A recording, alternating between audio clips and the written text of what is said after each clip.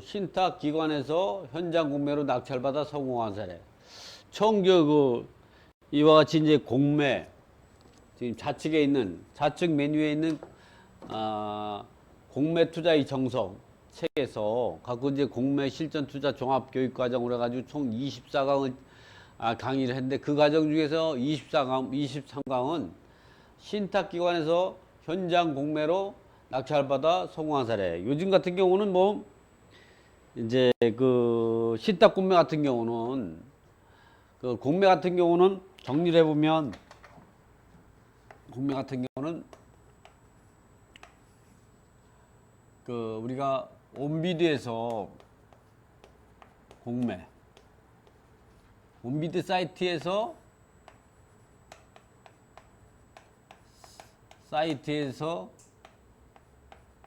매각 절차를 진행하는 거. 절차가 진행되는 온비드 이 공매가 있는가 하면 온비드 사이트에는 사이트 이외에 그 매각 절차가 진행되는 이 공매가 있죠. 이 온비드 사이트에서 매각되는 것도 또 두 가지로 나눌 수가 있는데 하나는 이제 캔코 KAMCA 한국자산관리공사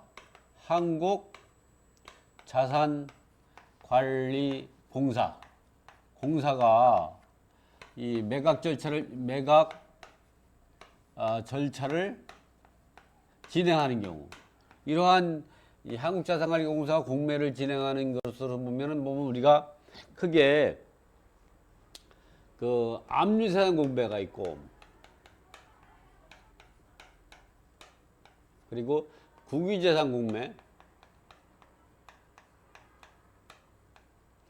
수탁재산 공매, 유입자산 공매, 공매가 이제 이런 부분이 이 네 가지 같은 경우는 이러한 네 가지 같은 경우는 이제 여기에 또 추가로 고정자산 공매도 있죠. 이러한 것들은 한국자산관리공사가 직접 온비드를 통해서 물건을 등록하고 신문에 공고 절차를 거쳐가지고 매각 절차를 진행해서 낙찰자가 결정이 되온 매각 결정 후 잔금 납부하면 소유권 이전등기 절차까지, 또 이러한 압류재산 공매 같은 경우는 배분 절차까지 모든 절차를 그 한국자산관리공사가 집행기관으로 해가지고 매각 절차를 진행하는 게 바로 그 캠코 이제 이 주관하는 이렇게 다섯 가지가 있습니다. 이거 이에 온비드 사이트에서 매각 절차가 진행이 되지만 진행되는 거지만 실질적으로는 집행기관이 한국자산관리공사가 아니고 매각 부동산 비업무형재산을 가지고 있는 이용기관이 직접 매각 온비드에다가 물건 등록하고 이제 공고 절차를 거쳐가지고 매각 절차를 진행하는 거 있죠. 이런 것들을 우리가 이용기관 재산 등이 공매라고 하는데, 이러한 이용기관 등의 재산 등은 공기관 또는 정부기관, 신탁기관 등이 온비드 사이트를 이용해서 이제 등록 수수료를 납부하고 자기의 비업무형 재산을 갖다가 매각 절차를 진행하는 거죠. 신탁재산 공매 같은 경우, 지금 같은 신탁재산 공매 같은 경우는 뭐 담보신탁으로 됐다든가 처분신탁이라든가 또는 분양관리형 신탁 등을 온비드 사이트에다 매각 절차를 진행되는 거죠. 그러나 이와 같이 온비드 사이트에서 매각 절차 진행하지 않는 거는 이제 보면 현장 공매라고 하죠. 이 현장 공매 같은 경우는 또 공기관 등의 집적 공매도 있고,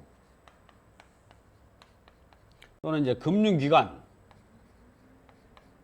등의 집적 공매도 있고, 또 신탁 공매로 해가지고 현장 공매,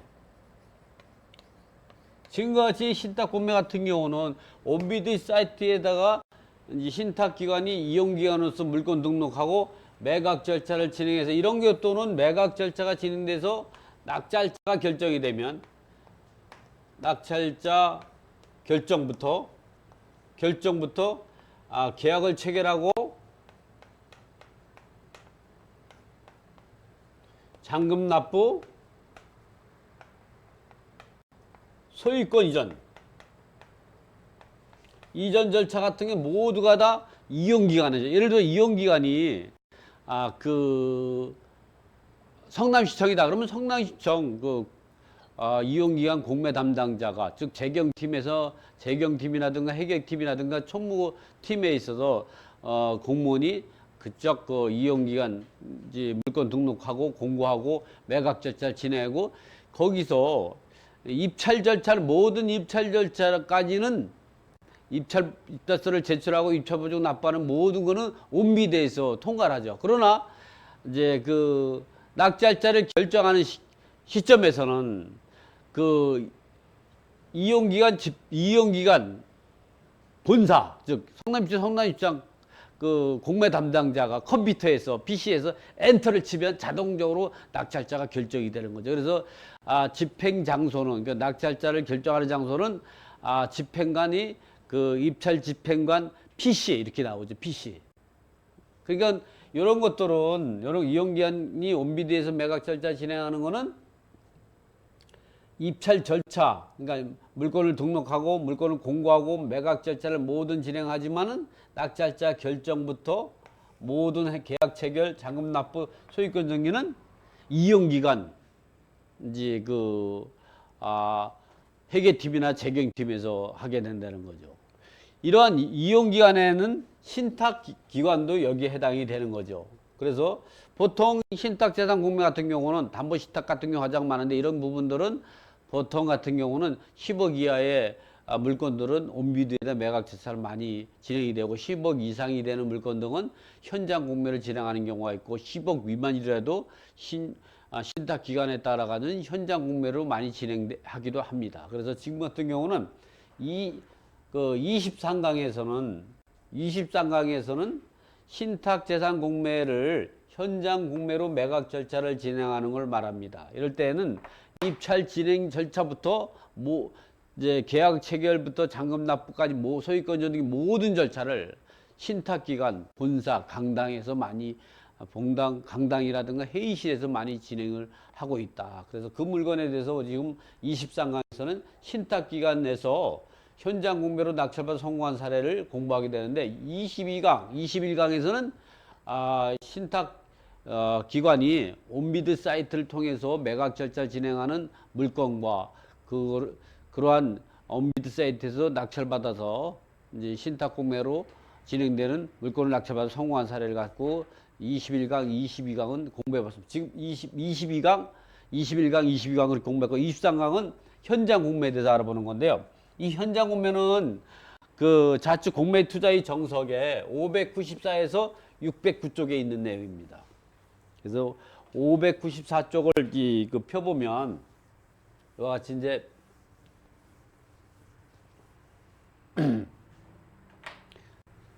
신탁기관에서 홈페이지에서 현장 공매 물건을 찾는 방법이죠. 그래서 자 보면은 이와 같이